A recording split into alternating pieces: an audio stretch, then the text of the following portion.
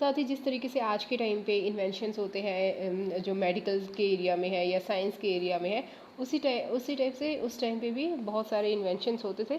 सो उनसे रिलेटेड बहुत सारी चीज़ें उन्होंने लिखी है, जैसे कि यहाँ पे लिखा हुआ है मेडिसिन से रिलेटेड, साइंस से रिलेटेड। इसके साथ साथ में बहुत सारे एपिक्स, जैसे इंडिया के जो मेन जो एपिक्स हैं वो है महाभारत एंड रामायण, वो सब पोएम है। बहुत सारे प्लेस भी है, जैसे Abhijnana Shakuntalam written by Kalidas. So ये सारी चीज़ें। और बाद में many of these were written in Sanskrit, और जो इनमें से उस टाइम पे जितनी भी लिखी गई जो वो जनरली क्या है, संस्कृत में लिखी गई है। अदर वर इन प्राकृत, और कुछ प्राकृत में है। जो ये है ये हमारी लैंग्वेज है। संस्कृत को तो हम जानते हैं कि संस्कृत एक लैंग्वेज है, लेकिन प्राकृत भी एक लैंग्वेज है। जो संस्कृत लैंग्वेज है वो संस्कृत बहुत ही जो विद्वान लोग थे या फिर बहुत ज़्यादा स्कॉलर्स थे वो यूज़ करते थे।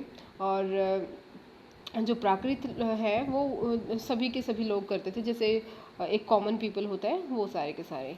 Even illiterate person, uneducated person थे वो भी प्राकृत यूज़ कर सकते थे, करते थे। और तमिल, यहाँ पे एक तमिल लैंग्वेज भी है जो उसका। सो हम 3 लैंग्वेज यहाँ पे मेनली देखते हैं, संस्कृत, प्राकृत और तमिल। तो ये जो है इन चीज़ों में मिलते थे। इसके बाद में है when we can also study inscriptions। जो inscriptions है वो inscriptions क्या होते हैं, जैसे कि मैंने प्रीवियस चैप्टर में डिस्कस किया था। inscription वे चीज़ें होती हैं जो कि किसी भी मेटल या फिर स्टोन जो होते हैं उनके सरफेस पे कुछ भी इंस्क्राइब किया जाता है, कुछ भी लिखा जाता है, सो उनको इंस्क्रिप्शंस बोलते हैं।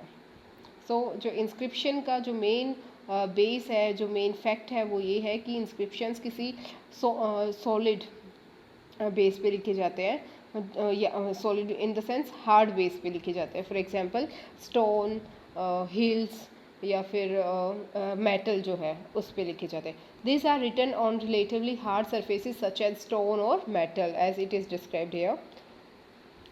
Sometimes kings got their orders inscribed so that people could see, read and obey them। क्यों लिखवाते थे? क्योंकि पीपल कुछ भी ऑर्डर अगर किसी किंग ने दिया है तो उसके लिए क्या करते थे, आज की तरह तो ये नहीं है कि कोई भी सर्कुलर निकाल दे सबके व्हाट्सएप पे चला जाएगा, नहीं, ऐसा कुछ नहीं था। सो जो है किंग जो भी ऑर्डर देता था उसको इंस्क्राइब करवा के कहीं कहीं पर लगवा दिया जाता था। सो there are other kinds of inscription as well, where man and woman including king and queen recorded what they did।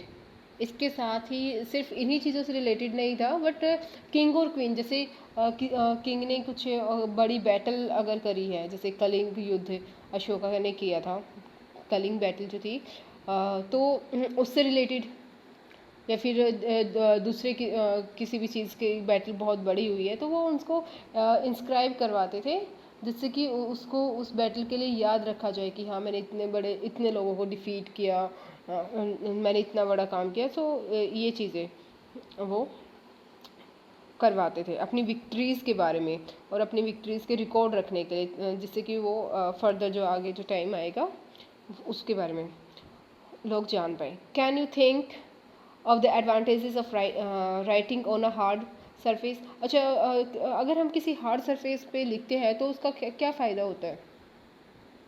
उसका सबसे बड़ा and what could have been the difficulties, और क्या क्या डिफ़िकल्टीज़ हो सकती है।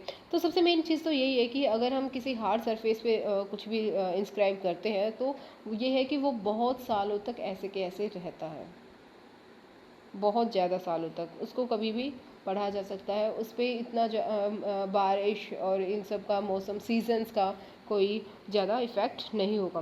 There were many other things that were made and used in past, those who study these objects are called archaeologist. अब इसमें ये है कि जो भी जो ये चीज़ें हैं जो इनके बारे में जो स्टडी करते हैं कि क्या उसमें लिखा हुआ है, तो ये सारी चीज़ें जो है आर्कियोलॉजिस्ट इनको बोलते हैं।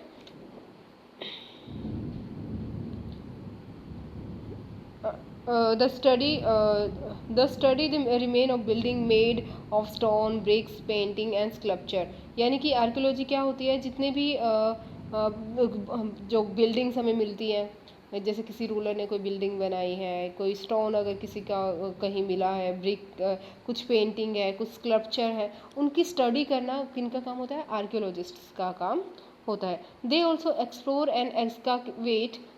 एक्सकेवेट का मतलब होता है dig under the surface of the earth. यानी कि जो आर्कियोलॉजिस्ट है वो सिर्फ जो सरफेस पे उनको चीज़ें मिलती है सिर्फ उन्हीं के बारे में स्टडी नहीं करते हैं, बल्कि इसके लिए अगर उनको कुछ ग्राउंड, कुछ सरफेस को एक्सकावेट करना पड़े तो वो उसको भी करते हैं।